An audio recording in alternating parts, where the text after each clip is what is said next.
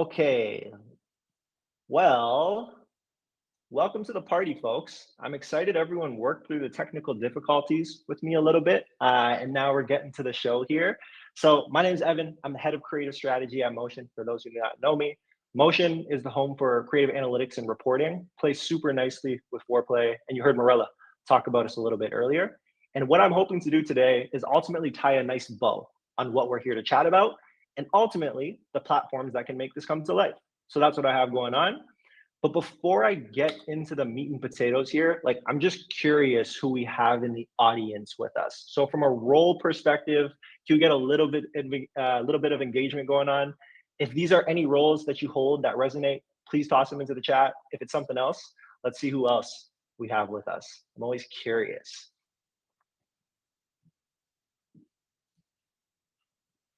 Awesome. Creative strategist in the house, senior paid in the house. Awesome, guys. Appreciate it. So a bit of housekeeping from my end, just to make sure. I think like the first thing I like to highlight is if you have any questions, please toss them into the chat. I'm gonna get to them at the end, like Jake, like Team had mentioned. And then if there's honestly like anybody in the chat who has some answers, toss them in. Really, really excited to hear what you have to say. There's gonna be a giveaway coming out, so Motion's also partaking in that. Don't want to miss out. And then on my end, Zach's mentioned the recording's going to be available. I'll make sure the deck's available too. So hopefully getting you all what you need at the end of the day. And without further ado, let's get into things. So I'm excited to talk about how those platforms can come together. But before we get into how the platforms can play nicely, I just want to set the stage a little bit. We've heard so many great details about creative strategy today, and I just wanted to throw a definition of mine out there. So when it comes to creative strategy, we ultimately know that creatives become the most important lever for success, especially when it comes to paid advertising. And what that means is that our performance teams and our creative teams need to literally sit hand in hand. But what we also know is that our performance teams are more analytical and our creative teams are exactly that, more creative. And it almost creates this natural distance between teams that need to work in lockstep. So when I'm referencing creative strategy, what I'm referencing here is ultimately the bridge between the two different teams. How can we create a workflow that allows them to consistently sit side by side? And what I'll be talking you through today is essentially this detailed workflow, whereas if you follow these steps, the goal is to consistently produce the best creative possible with everyone getting the love they have. And I'll get into a ton of examples of how Foreplay and Motion can start to make this come to life for you. So that's the high level. Now, the second question I usually get is like, who manages this process at the end of the day? And you've heard throughout the day the word creative strategist, so the title creative strategist, and we got folks in the audience who are creative strategists. But what I also like to mention is creative strategy, depending on your org, can literally be a hat that you wear. So here in this case, like I have a couple different folks, Lauren, Loft325, Audrey from Huel, we've talked about Huel's ads today, Nicole holding it down, as well as myself. And all of us come from different career backgrounds. Lauren's on the design end, Audrey's on the digital marketing side, myself and Nicole are media buying backgrounds. So we can all put that hat on when it comes to creative strategy. But the big question to answer is like, well, why is a creative strategist hat so important at the end of the day, right? And why I like to highlight this one is I'm sure all of you have seen the amount of work that needs to go into producing some amazing performing creative. And usually what that means is there's a lot of people or teams who are involved. Media buyers are going to care about the accounts. Brand teams need it to look a specific way. Everybody has an opinion at the end of the day. And what the creative strategist is going to do is make sure that there's actions instead of meaningless findings. And it's going to make sense of it and bring it all together nice and easily. So that's how this story ultimately starts to evolve. Okay, folks? And then with this process, to make sure that we're aligned and the creative strategist is at the wheel here, you're going to hear me talk about this creative strategy workflow of research, ideation, so on and so forth, ultimately as a creative sprint. So this is the process that you can run with an agile dialogue in mind. Now, I'm covering a bunch of content, so if you have questions, please throw them in. But when I'm talking about creative sprints, ultimately why we want to run these is because there's three main goals that we want to achieve that produce a specific output. So the first goal is like, how do we determine and make a decision around what next creative we should make? We also want to get buy-in from all of those different team members in mind. And we want to educate others along the way. So creative team members get a feel for it. Management team, what's the look and feel that's crushing it? And the output that comes from this is honestly increased efficiency, better creative output, and we all make some more dinero along the way at the end of the day.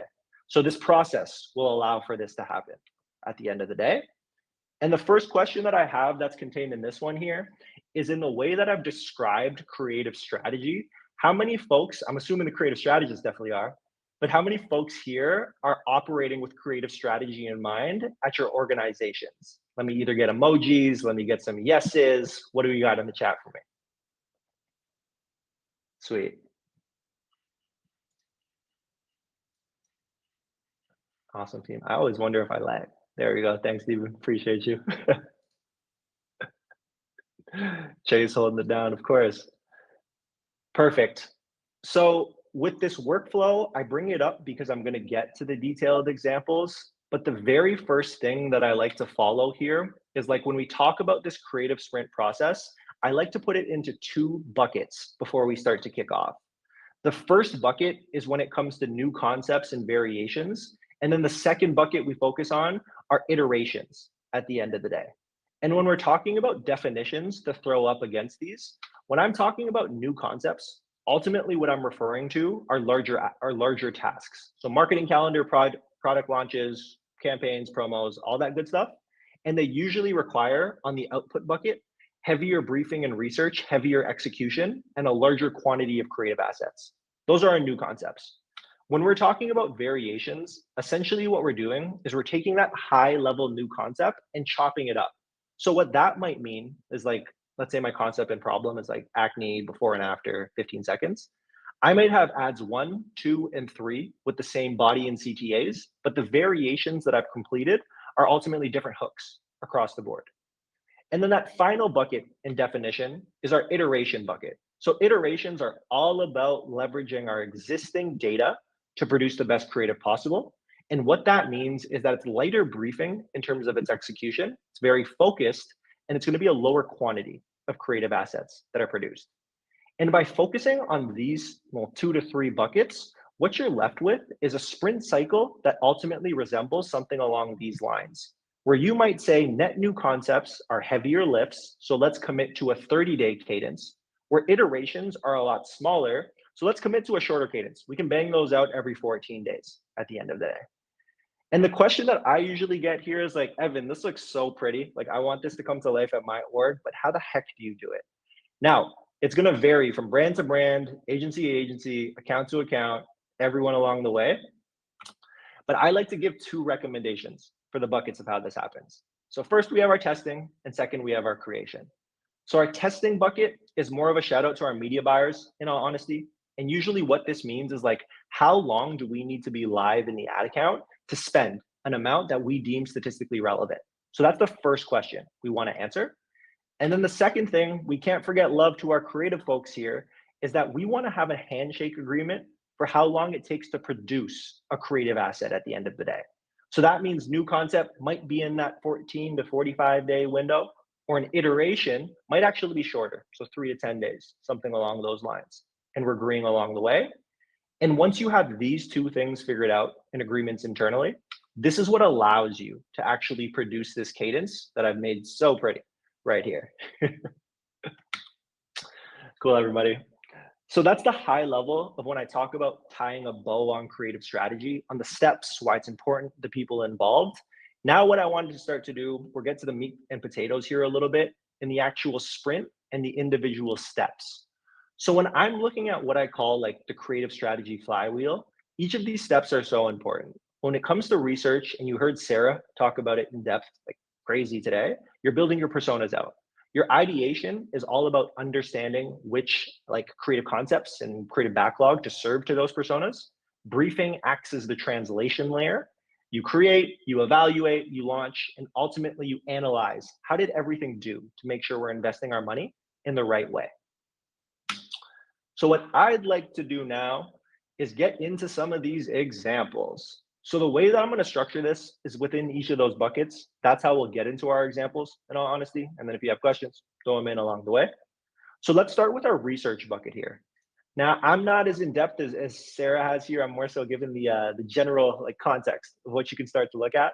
And when we're starting to build personas, I can narrow it down to like 6 basic questions that we want to start to answer in 2 different buckets. So what that means is the first bucket is, what do you know to be true about the brand you're working with or the brand you work for? So what I'm looking for are like the brand value props and selling points we know to be true, understanding past purchaser characteristics, and historical data within ad accounts or anywhere else where you can collect that information.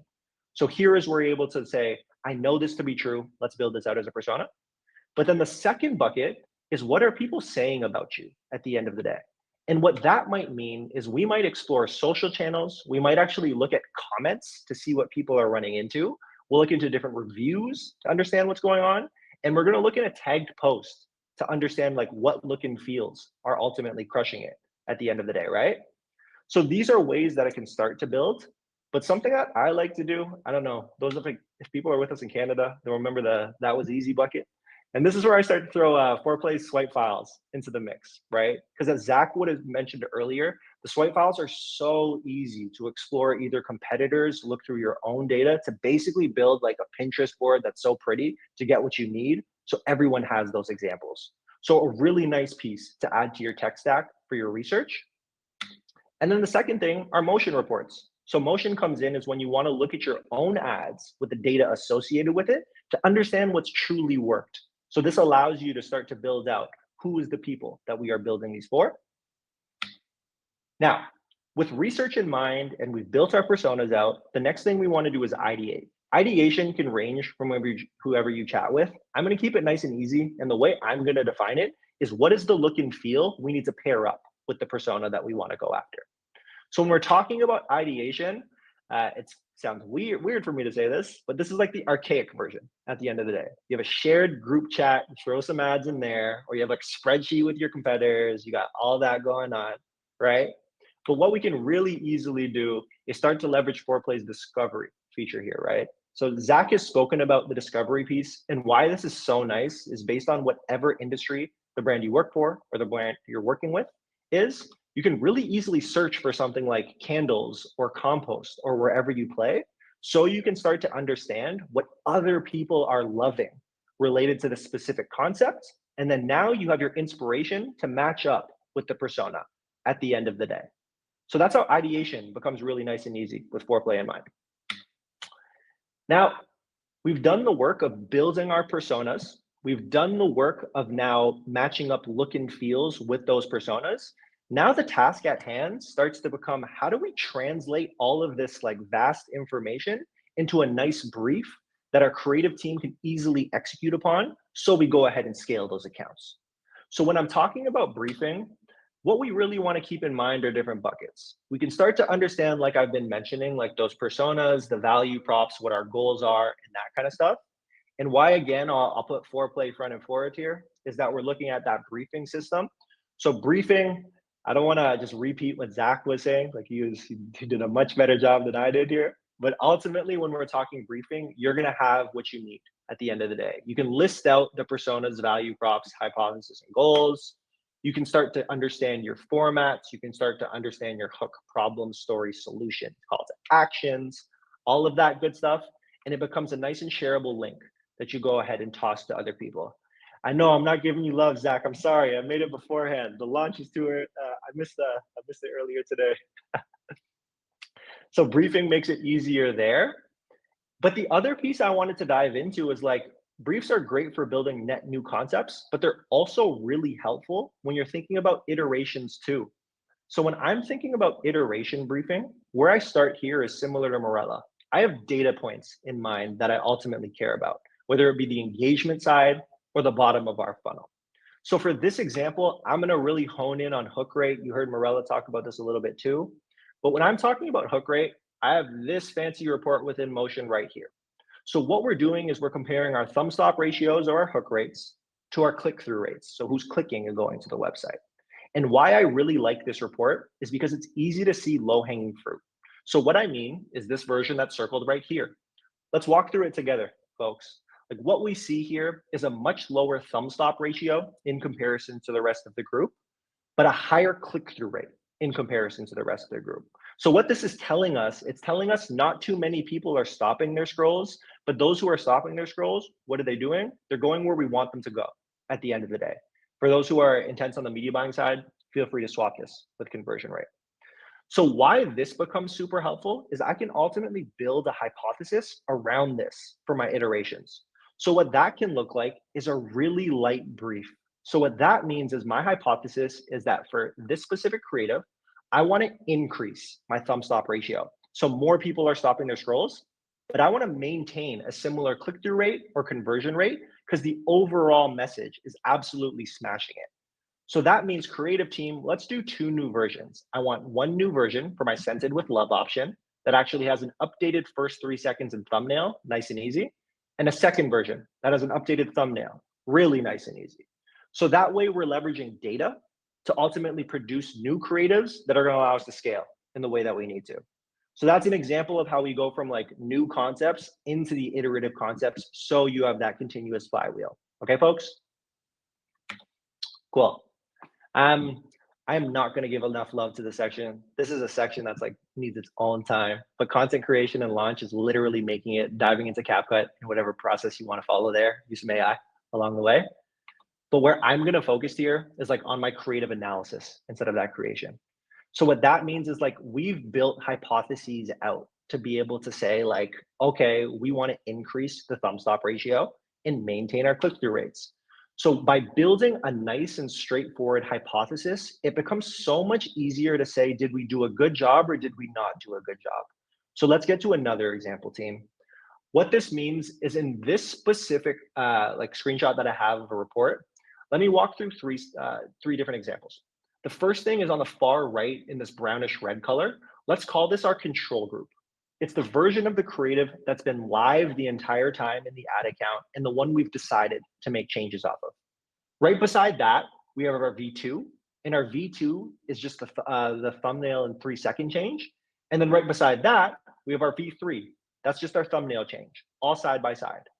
And why this becomes helpful is when we have our control group like so, we can visually see how did our version 2 and version 3 perform. So when I'm looking for validation of if I did well or not, what it means is in my control group, I wanted to see a higher thumb stop ratio and a consistent conversion or click-through rate. And in my version 2, what do I see? Check mark. I accomplished both. So that means my thumb stop got more people to stop their scroll and I maintained a consistent click-through rate. So I'm doing my job. Let's continue to lean into this and let's do our thing. Whereas beside this, what I have is our V3, which is just the thumbnail change. And what's happened here is that it seems to be quite clickbaity. We're getting more people to stop in that first 3 seconds, but it's a story that's not necessarily resonating with what's on the landing page and ultimately the purchasing path. So this is how we can start to see like version 2 is true, version 3 is false, and it informs the upcoming creative sprints that I ultimately want to run. So that's how it starts to build. And then the biggest thing I'll do here is like highlight a couple other people from the community. So we got Rahul and Connor. It's like, if you want to track any of this information, it's coming to Motion soon, but you can also see it in spreadsheets and templates that you'll have here. And then the last thing that I'll note is on the creative analysis side, I focused on just like validation of, hey, thumb stop ratio, did it work well or not? But this can extrapolate in so many different ways. You can start to look into your influencers' performance. I have, I know it's a little bit harder to see, but I have my trusty transformers. You're gonna have who you have. And you can start to see who are you investing your money in. And you can also extrapolate this to things like, do I have a creative problem or do I have a landing page problem that comes to mind? So you can understand, diagnose, and get everybody moving in the same direction. So that's another example of how things starts to evolve. But in summary, these are the steps that you'll want to follow. Like I said, the deck will be made available. But the other pieces is like, I know I speak super fast and I know this is a lot of content. So if you aren't following this tomorrow, it's not the end of the world. Where I like to focus is let's try to start building out hypotheses for whenever we're testing something new. And let's try to build a structure where we can actually say like, were we right or were we wrong? Validation of true or false with those hypotheses. That way you'll be able to track your progress over time to see if you're getting better as an individual, but also if you're making the company some more money. So that's how you can take those easy steps to make that come to life. But yeah, everybody, without further ado, that is what we have going on.